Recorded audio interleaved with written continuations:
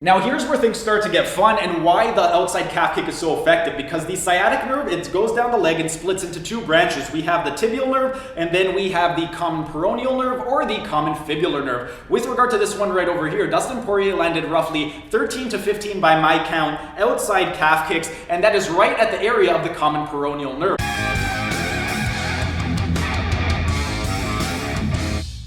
Hey everyone, thanks for tuning in. Steven here with Team Euphoric, and today I'm joined by my good friend, Johnny Bones, aka Boner. And today, Boner and I are going to be breaking down how exactly Dustin Poirier beat Conor McGregor at UFC 257. UFC 257 was an event that just happened this past weekend in Abu Dhabi, and in it, Dustin Poirier utilized a terrific game plan of chopping down the leg of Conor McGregor to get the victory. And in today's video, I'm going to be breaking down the anatomy behind the outside calf kick and explain why exactly it was so effective. For those of you who've been following me for a while, you know that I work with a lot of professional athletes and particularly a lot of fighters. I work with a lot of boxers, Muay Thai fighters, and also MMA fighters. So I've been wanting to do this particular series for a while where I do a fight anatomy series where I break down the anatomy behind your favorite submissions and strikes and explain why exactly they are so effective. So if there's any particular submission or strike that you would like me to break down, go ahead and write it down in the comment section and eventually I will get to it. But anyway, on to the actual topic at hand. We are going to be breaking down the anatomy of the outside calf kick. With regard to the outside calf kick, why exactly is it so effective? Well, in order to explain that, I'm going to have Boner turn around and show his butt to you guys because it all involves the sacral plexus. The sacral plexus is part of the lumbosacral plexus, and it provides motor and sensory nerves for the posterior thigh, most of the lower leg and foot, and also part of the pelvis. With regard to the actual sacral plexus, as the name says, sacral plexus, sacral, it should indicate to you that it has to do with the sacrum being this upside down triangle shaped bone right over here. So if we were to remove the sacrum right over here, this yellow thing right over here, this is the sacral plexus and all of the nerves that it is going to innervate to the different muscles. With regard to the actual nerves, we have the superior gluteal nerve. The superior gluteal nerve is going to start at the L4, which is right over here, and it goes all the way down to your S1. This one right over here, it is going to innervate your gluteus medius, your gluteus minimus, and also your TFL or your tensor fascia lata. With regard to those three particular muscles, a lot of them are involved in abduction. Your gluteus medius, your gluteus minimus, and TFL, it does abduction. You get a little bit of flexion in it and also some internal rotation. But if you were to get damage to your superior gluteal nerve, you would end up having any one of those movements being completely hindered. So you would have a lot of issues with things like abduction. Next, we have the inferior gluteal nerve. With regard to the inferior gluteal nerve, this one over here, it is going to start at your L5 and it is going to go all the way down to your S2. And this one, it innervates your gluteus maximus muscle. Your gluteus maximus is responsible for hip extension. It is one of the most powerful hip extensors in the body. And it is also going to be responsible for abduction, so bringing the thigh out to the side, and lateral or external rotation, meaning bringing your leg out to the side. So if your foot is pointing straight ahead, lateral or external rotation, you are pointing your foot to the outside.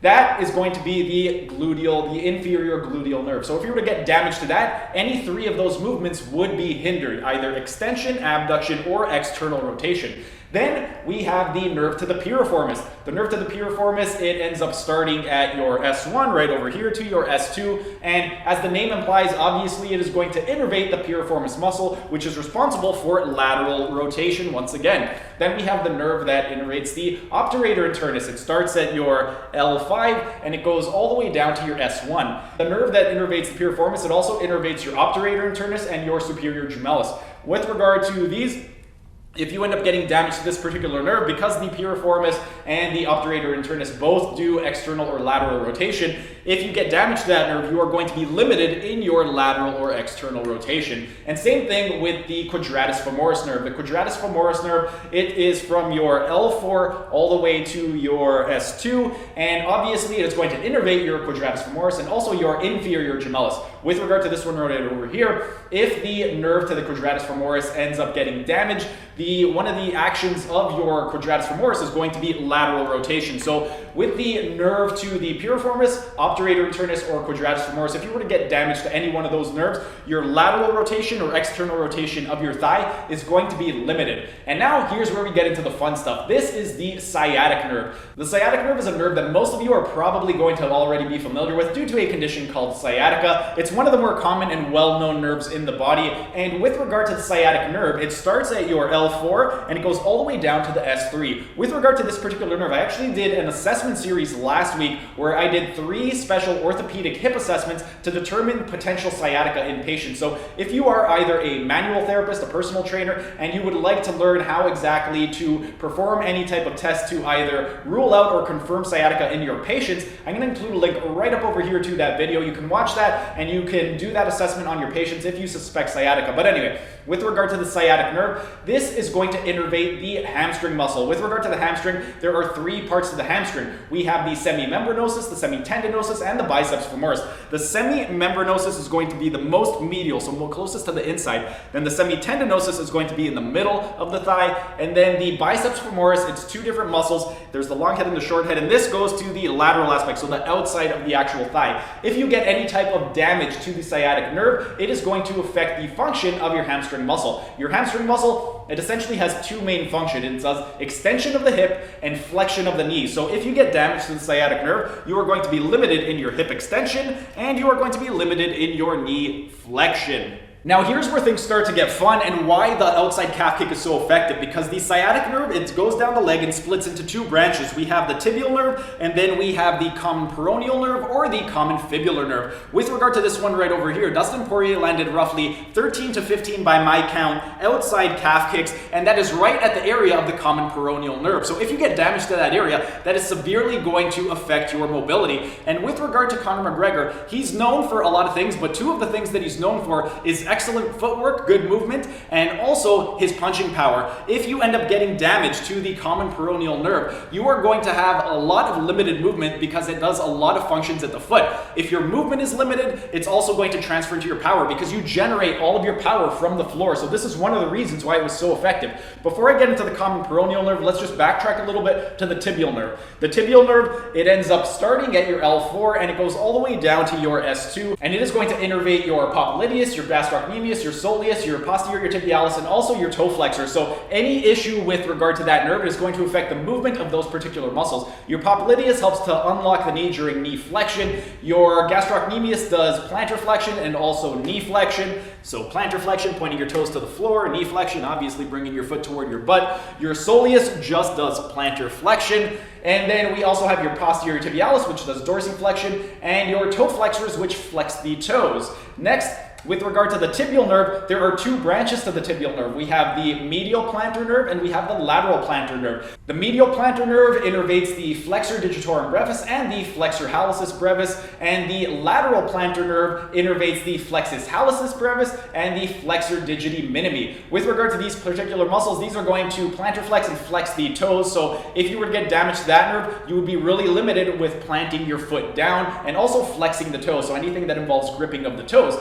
And now here's where things get really, really fun, and this is everything to do with the actual fight itself. The common peroneal nerve or the common fibular nerve. The common peroneal nerve or the common fibular nerve, it starts at your L4 and it goes all the way down to your S2. And with regard to this over here, it innervates quite a few muscles. Your common fibular nerve or your common peroneal nerve is going to provide sensation to the posterolateral part of your knee and leg, meaning posterolateral, postero back, lateral outside, so the outside portion of your lower limb. And with regard to the common fibular nerve or the common peroneal nerve, once again, this one over here, right above the knee, it is going to split into 2 separate branches. We have the superficial fibular nerve and then we have the deep fibular nerve. With regard to the superficial fibular nerve, this one right over here, it is going to innervate your peroneus longus and also your peroneus brevis. And these right over here are responsible for plantar flexion and eversion of the foot. So if you were to get damage to that part of the foot, plantar flexing, so bringing your toes down toward the ground, and everting, bringing the sole of your foot out to the outside. So let's say this is my foot. Inversion is bringing the sole to the inside. eversion to the outside.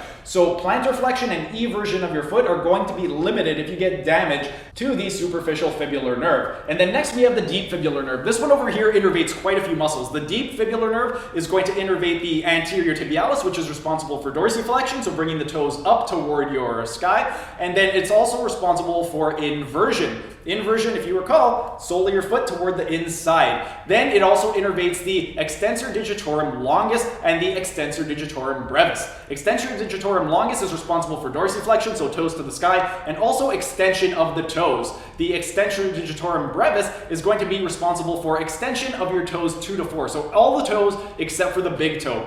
Then the deep fibular nerve is also going to innervate your extensor hallucis longus and your extensor hallucis brevis. Your extensor hallucis longus is going to be responsible for extension of the big toe, and also it is going to assist in dorsiflexion, so bringing your toes up to the sky. And then your extensor hallucis brevis is going to be responsible for extending the big toe. And then finally, the deep fibular nerve is also going to innervate your peroneus tertius, which is responsible for dorsiflexion and also eversion. So toes up to the sky and eversion. And this is pretty much where all of the magic happened in the actual fight. Conor McGregor, he is a southpaw fighter. So because he's a southpaw fighter, that means that he ends up putting his right leg forward so he could generate more power with his left hand. Because his right leg is constantly forward, Dustin Poirier was able to continually land the outside calf kick right around near the fibula, which is where all of those innervations occur. So because he did that, there was going to be a lot of issues with regard to the superficial fibular and the deep fibular nerve. He was going to have a lot of issues with regard to plantar flexing, dorsiflexion, inversion, eversion, everything that involves the foot. If your foot is going to be hampered, that's going to limit your movement. If your movement is limited, it's also going to affect your power, because if you can't plant your foot properly, you're not going to be able to generate as much power in your punches. And that is why the outside calf kick was so effective. Now that we've gone through the outside calf kick, the next thing that I want to break down is the actual fight ending sequence, the punches. Because with regard to the punches, there's 3 different ways that you could take a punch. You could roll with the punch, you could be a stationary target and just take a punch, or you can move into the punch. With regard to the punch, rolling with the punches is going to be the best. What exactly does that mean? Let's say I were to punch Boner in the face. If I punch Boner on the left side of his face, if he turns to the right, he is going to take some of that force, and he's going to be able to he's going to be dissipated a little bit, because as he moves away from it, he's not getting the full brunt of the force. If he were to just stay right over here and I were to just punch him, that would be a lot more force generated, and he would have to accept a lot more of that force in his face. And then finally, if I were to punch him on the left side and he turns to the left, that is going to be the most amount of force that I can generate, because he is moving into the punch. With regard to Conor McGregor, he did a pretty good job of rolling with the punches, but there was one punch, the final punch that put him on his butt, where he actually ducked right into the punch. And when he ended up ducking into it, you're going to get a lot more force from the punch that is going to transfer right into the skull. You could think of it as a car accident. Let's say you were to get into a car accident. If I am driving at 29 miles per hour and somebody is driving behind me at 30 miles per hour, think of this as rolling with the punches. And once they get close enough to me and they hit me, it's really not going to be that effective. Whereas if I am just a stationary target, if I am parked and somebody is behind me traveling 30 miles per hour and they hit me, there's going to be a lot of force traveling into my car, and that could lead to some serious injury. And then on the flip side, if we were to do the moving into the actual punch, think of it as 2 cars coming together. If I'm driving 30 miles per hour and somebody is going in the same opposite direction, 30 miles per hour, and we collide, that is going to lead to death. So when it comes to the punches, you want to roll with the punches. If you are going to take a punch over here, you want to move to the left. You don't want to either stay still or you don't want to move into the punch. And that was essentially the downfall. It started with the lower leg kicks because that ended up hampering his movement, and also he wasn't able to generate power in his punches. And then finally, he was rolling with the punches for a bit, but then that one final punch that put him on his butt, he ended up ducking into it, which made him move into it. And whenever you move into a punch, that is going to accelerate accelerate the amount of power that somebody can generate in their punch. But that is basically how Dustin Poirier ended up beating Conor McGregor at UFC 257. I hope you guys enjoyed this video, and if you guys do have, again, other submissions or strikes that you would like me to break down the anatomy behind them and what exactly makes them so effective, write your comments down in the comment section, and eventually I will get to all of them. But that's pretty much it for today's video. If you enjoyed the video, be sure to smash that like button so I know to make more of these types of videos in the future. And if you're either new to the channel or haven't subscribed yet, be sure to subscribe to the channel and hit the notification bell, as I will be uploading new videos every single day. That's it for today's video. Thanks for tuning in, and Boner and I will see you again tomorrow.